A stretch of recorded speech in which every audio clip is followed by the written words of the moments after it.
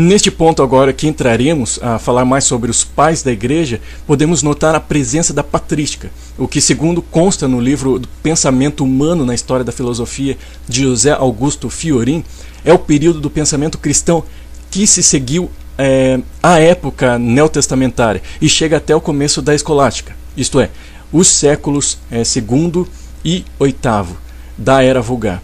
Então, este período da cultura cristã é designada com o nome de patrística, porquanto representa o pensamento dos padres da igreja, que são os construtores da teologia católica, são os guias, os mestres da doutrina cristã. A patrística do segundo século é caracterizada pela defesa que faz do cristianismo contra o paganismo, o hebraísmo e contra as heresias. Os padres deste período podem se dividir em 3 grupos: os chamados padres apostólicos, os apologistas e os controversistas. Então veremos algumas ações antissemitas desses chamados pais da igreja. Por exemplo, nós temos o Inácio, de 98 depois de Cristo, Inácio de Antioquia. Ele cria o termo cristianismo e é o primeiro a usar o termo igreja católica, reconhecia a superioridade de Roma e opunha-se aos judeus. Também temos o Justino Marte, grego, de 100 a 170 depois de Cristo. Ele era apologista, filósofo e cristão, e escreveu 2 obras apologias contra os pagãos e um diálogo com o judeu Trifon, contra os hebreus. Escreveu em um diálogo contra Trifon, um judeu, Justino diz o seguinte: a Bíblia não é mais vossa, mas nossa. E ele também era convencido de que a filosofia grega tende para Cristo. Outro é Marcião de Sinope, de 110 a 160 depois de Cristo. Ele cria o termo Velho Testamento e Novo Testamento. Ele dizia que o cristianismo veio para substituir o judaísmo e que o Deus dos judeus era imperfeito. Disse que Marcião considerou o ato de gerar um ato de grande indecência de Deus, porque se referia à localização da vagina. Afirma Marcião: nascemos entre as fezes e a urina. Cipriano de Cartago, 200 a 258 depois de Cristo. No ano 250 ele escreveu o seguinte: o diabo é o pai dos judeus. Então temos também o famoso Concílio de Nicéia em 325 depois de Cristo. Constantino oficializa o cristianismo como religião oficial de Roma e ocorre o sincretismo religioso, união entre o paganismo, o judaísmo e o cristianismo. Uma fusão entre o Estado e a Igreja. Uma outra evidência do antissemitismo foi que mudou-se a Páscoa para o domingo para que não fosse realizada no mesmo dia que a Pessach judaica, a Páscoa judaica, com justificativa.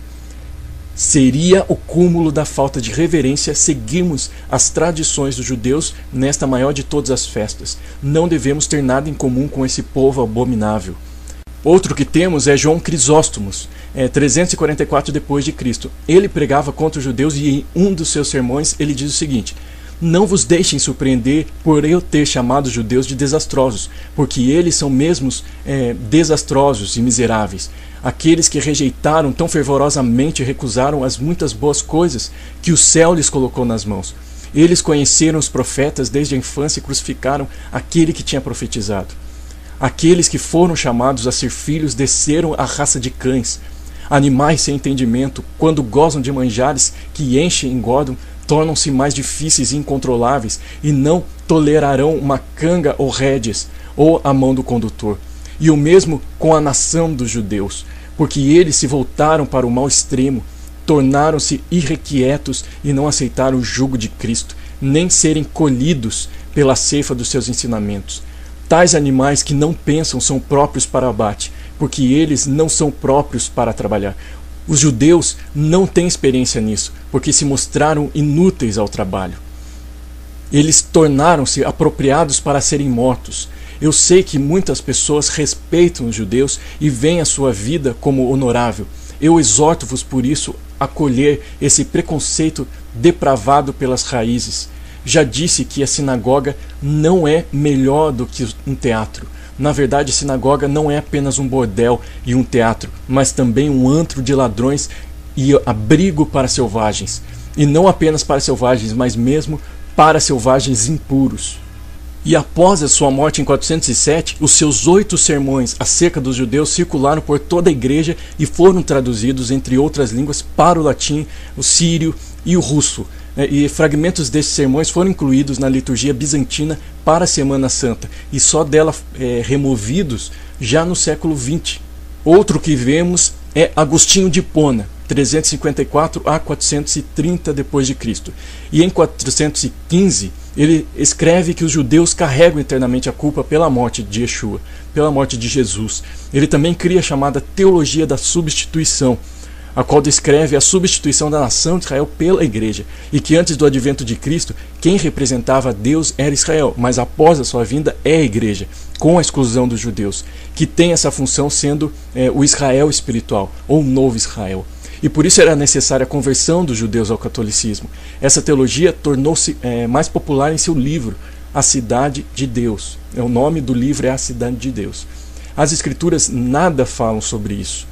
As Escrituras não falam de uma substituição. E pelo contrário, as nações, as gentes no Messias são enxertadas em Israel e desfrutam das mesmas promessas.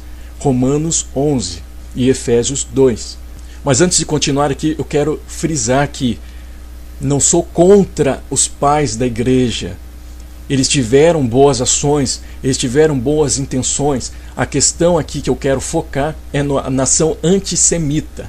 Nesta questão, não se eles foram pessoas boas ou não. Tiveram ensinos bons também. Mas infelizmente os ensinos antissemitas percorrem até os nossos dias, mesmo sem muitas vezes não ter consciência disso. E o próximo que veremos é alguém muito famoso na Reforma Protestante do século XVI, ou seja, Martinho Lutero, nascido na Alemanha em 1483 a 1546 d.C. Embora ele tenha contribuído muito para a igreja, ele também influenciou para o afastamento da igreja de suas raízes judaicas, hebraicas, israelitas, escrevendo um tratado antissemita e que também pode ter servido de base ao nazismo. Porque este texto foi citado pelos nazistas durante o julgamento de Nuremberg para justificar a solução final. Então vejamos alguns trechos desse tratado que o Martinho Lutero escreveu, Os Judeus e Suas Mentiras. Finalmente, no meu tempo, foram expulsos de Rastibona, Magdeburgo e de muitos outros lugares. Um judeu, um coração judaico são tão duros como a madeira, a pedra, o ferro, como o próprio diabo. Em suma, são filhos do demônio, condenados às chamas do inferno. Os judeus são pequenos demônios destinados ao inferno. Queime suas sinagogas, negue a eles o que disse anteriormente, force-os a trabalhar e trate-os com toda sorte de severidade. São inúteis, devemos tratá-los como cachorros loucos, para não sermos parceiros em suas blasfêmias e vícios, e para que não recebamos a ira de Deus sobre nós. Eu estou fazendo a minha parte. Resumindo, caros príncipes e nobres que têm judeus em seus domínios, se este meu conselho não vos serve, encontrai solução melhor, para que vós e nós possamos nos ver livres dessa insuportável carga infernal, os judeus. Então estas foram as palavras de Martinho Lutero, e torno a dizer, ele foi um homem, sim, ousado, cheio de intrepidez do Senhor, mas infelizmente as suas ações antissemitas percorrem até os dias de hoje, percorreram até a Segunda Guerra Mundial, mas enfim, a questão aqui é a ação antissemita. Há um outro episódio terrível, a Inquisição ou o Santo Ofício, encabeçado pela Igreja Católica. Em 1231 d.C., Papa Gregório IX dá início ao Santo Ofício. E essa Inquisição percorre até a Espanha, dando então início à Inquisição Espanhola, de 1478 a 1834. E segundo estudiosos, a Inquisição foi considerada um importante instrumento na política chamada limpeza de sangue contra os descendentes de judeus e de muçulmanos convertidos, e difundia uma ideologia antissemita.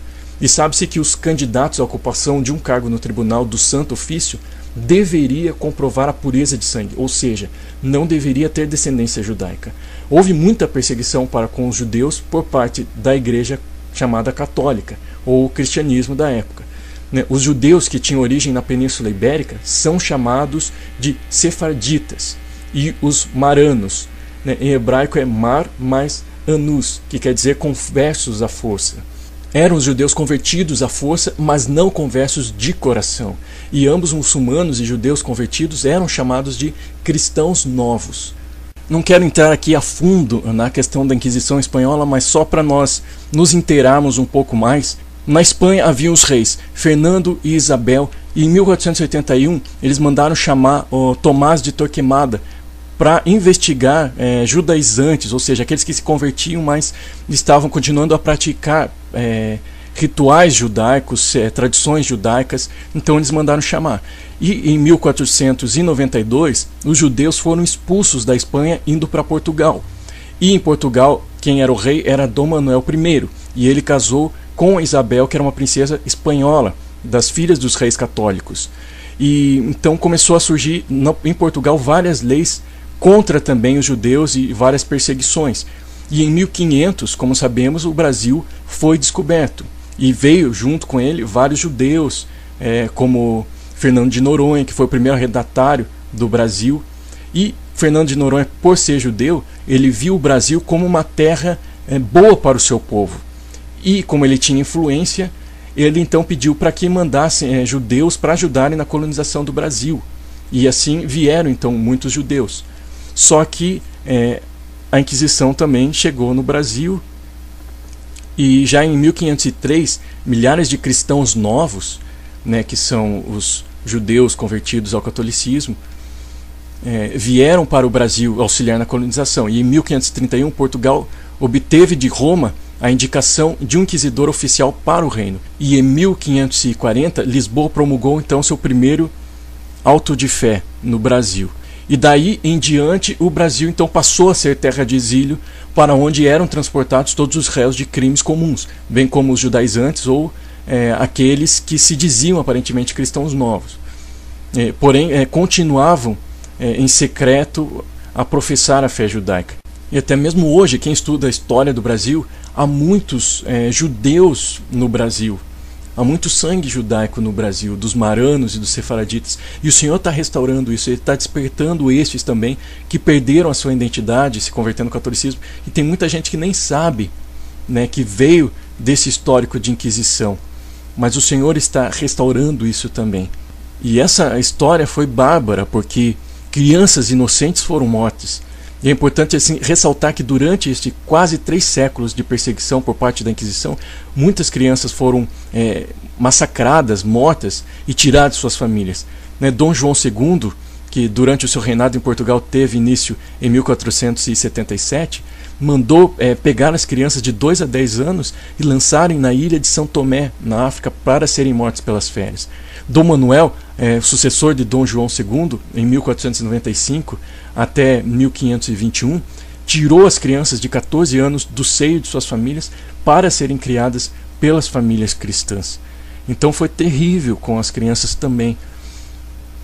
Mas com base nesse histórico de permanência dos judeus no Brasil, vemos que vários âmbitos da sociedade brasileira foram influenciados por esta cultura, inclusive o campo das artes. A formação da música popular brasileira recebeu grande influência da música judaica. E vemos isso em algumas canções, como o choro de Yiddish, o lamento de Yiddish, o frevo klezmer e a ciranda brasileira Roira. Quem fundou a primeira gravadora do Brasil, a Casa de Edson e Odeon, foi Fred Figner, um tcheco de origem judaica. E uma outra evidência da grande participação dos judeus nos primeiros anos do Brasil é que na Europa o pau-brasil era chamada de madeira judaica, devido aos judeus que desempenharam um papel fundamental na exploração dessa madeira aqui no Brasil. Mas a respeito da Inquisição, então, você pode obter mais informações na apostila. Lá tem citações a respeito deste assunto. Mas para finalizar esta questão, eu gostaria de citar o extrato da confissão de conversão de um judeu ao cristianismo durante essa época da Inquisição. Então, o extrato é assim: eu, aqui e agora, renuncio a todo rito e observância da religião judaica, detestando todas as suas mais solenes cerimônias e dogmas, os quais outrora eu guardei e mantive. No futuro eu não praticarei nenhum rito ou celebração relacionada com essa religião, nem qualquer costume do meu erro passado, prometendo não buscá-la ou cumpri-la. Eu prometo nunca retornar ao vômito da superstição judaica. Nunca mais eu realizarei nenhum dos ofícios das cerimônias judaicas às quais eu fui ligado. nem nunca mais as apreciarem. Eu evitarei todo relacionamento com outros judeus e manterei meu círculo de amizades entre apenas outros cristãos. Nós não nos associaremos com os judeus amaldiçoados, que se mantêm sem batismo. Nós não praticaremos a circuncisão carnal, ou celebraremos a Páscoa, os sábados ou outros dias de festas relacionadas com a religião judaica. Com relação à carne de porco, prometemos observar a seguinte regra: de que, se devido ao antigo costume não somos capazes de comê-la, não iremos, por melindre ou erro, recusar as coisas que são cozidas com ela. E se em todos os pontos tratados acima fomos achados culpados de qualquer forma, então aqueles entre nós que forem achados culpados ou perecerão pelas mãos de nossos companheiros por fogueira ou apedrejamento, ou, se nossas vidas forem poupadas, perderemos imediatamente nossa liberdade e vocês nos entregarão juntamente com toda a nossa propriedade a quem lhes convier para a escravidão perpétua. Eu renuncio a toda a adoração dos hebreus, a circuncisão, todos os seus legalismos, pão não levedado, a Páscoa, o sacrifício de cordeiros, as festas das semanas, os jubileus, as trombetas, a expiação, os tabernáculos e todas as outras festas hebraicas, seus sacrifícios, orações, aspersões, purificações, expiações, jejuns, sábados, luas novas, comidas e bebidas. E eu renuncio a todo costume e instituição das leis judaicas. Em uma palavra, eu renuncio a absolutamente tudo o que é judeu. Juntamente com os antigos, eu excomungo também os rabinos-chefe e os novos doutores malignos dos judeus. Se eu me desviar do caminho reto em qualquer modo e profanar a santa fé e tentar observar a qualquer rito da seita judaica, ou se eu enganar a vocês de qualquer forma nos juramentos desse voto, então que caiam todas as maldições da lei sobre mim. Caiam sobre mim, sobre minha casa e todos os meus filhos, todas as pragas que feriram o Egito, e para o horror de outros, que eu sofra em acréscimo o destino de Datã e Abirão, ou seja, que a terra me engula vivo, e depois de eu ter sido privado desta vida, serei ainda entregue ao fogo eterno, na companhia do diabo e seus anjos, compartilhando com os habitantes de Sodoma e com Judas a punição do fogo. E quando eu chegar diante do tribunal do temível e glorioso juiz, nosso Senhor Jesus Cristo, possa eu ser contado naquela companhia a quem o glorioso e temível juiz, com semblante ameaçador, dirá: apartai-vos de mim, malditos, para o fogo eterno, preparado para o diabo e seus anjos. Então este era o extrato que aquele que se convertia ao cristianismo deveria citar e viver. Então é algo muito terrível, que renuncia tudo aquilo que é judaico, tudo aquilo que é de origem hebraica. E isso veio percorrendo depois da Inquisição. E relacionado a essa questão da Inquisição, é interessante que o inquisidor, quando questionado, condenava aquele que o questionava como sendo herege. E até hoje, se nós pensarmos nas congregações que tem, parece que há um pensamento de inquisição, onde aquele que é o líder e é questionado, ele automaticamente tem um pensamento que aquele que questiona é herege e não pode ser questionado. Isso é um pensamento de inquisição. Então que lancemos fora este pensamento das congregações, da nossa mente, que sejamos livres da mentalidade de inquisição de uma vez por todas.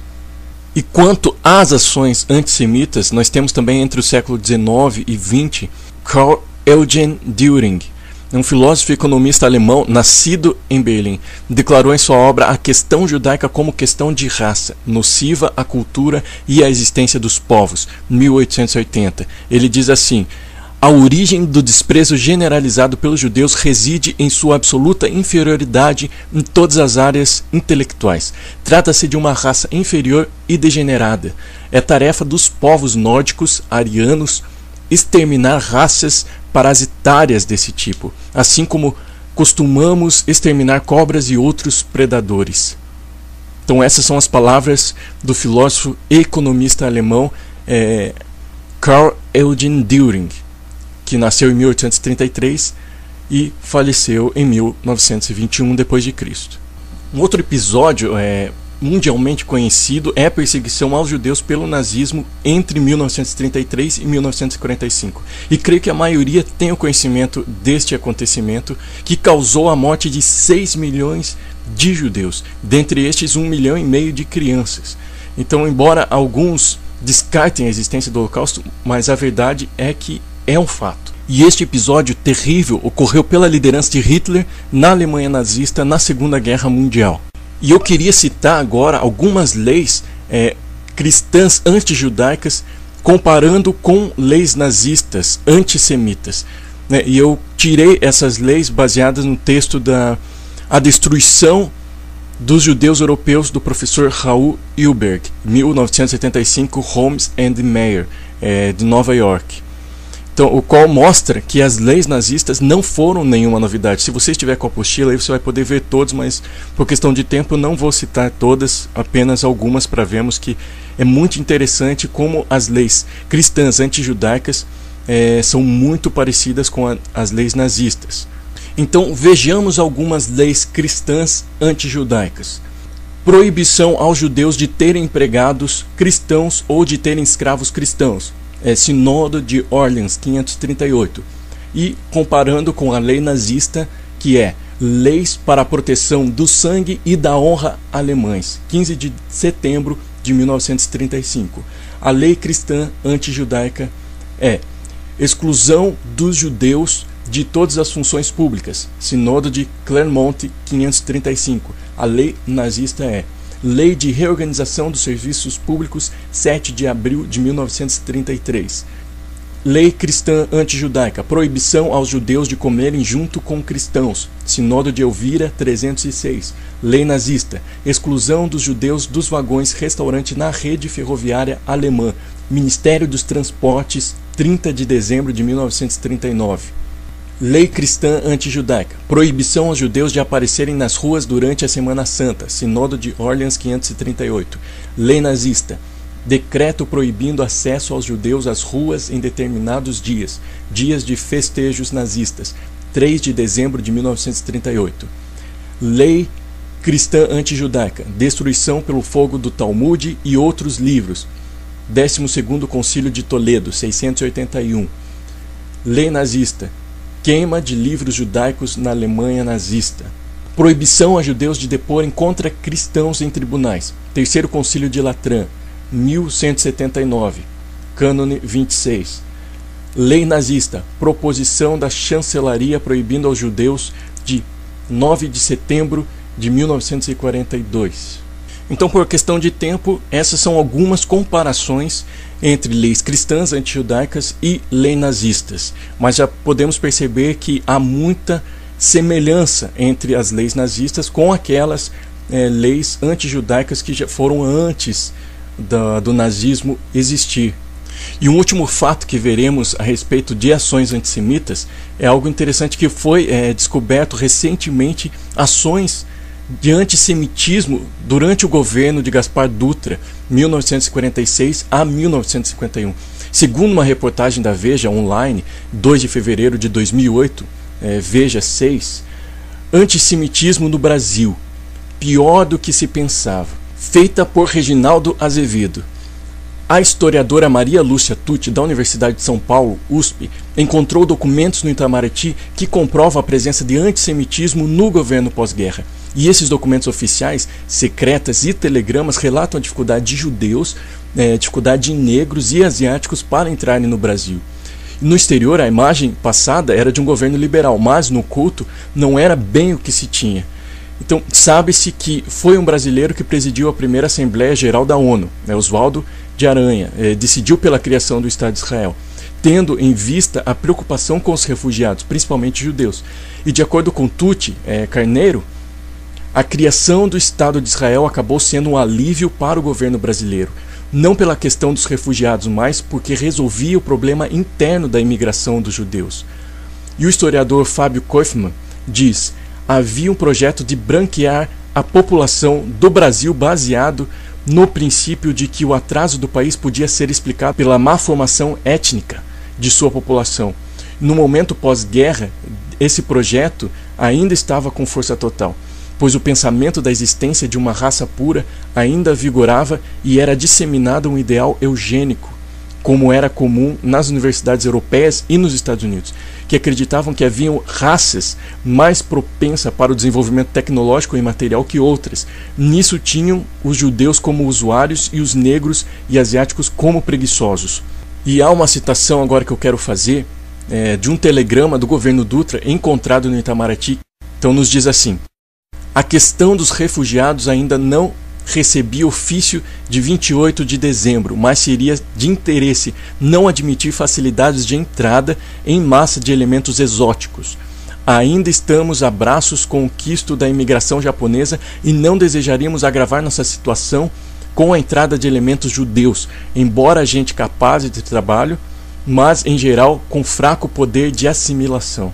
Então vemos claramente que a imagem do governo brasileiro no exterior não era exatamente o que se tinha nas repartições.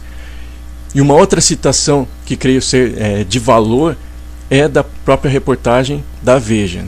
Na circular reservada número 129 de 1946, fica instituído que o visto a estrangeiros de origem judaica e asiática deveria ser sujeito, caso a caso, à aprovação do Conselho de Imigração e Colonização, que respondia diretamente ao presidente da República.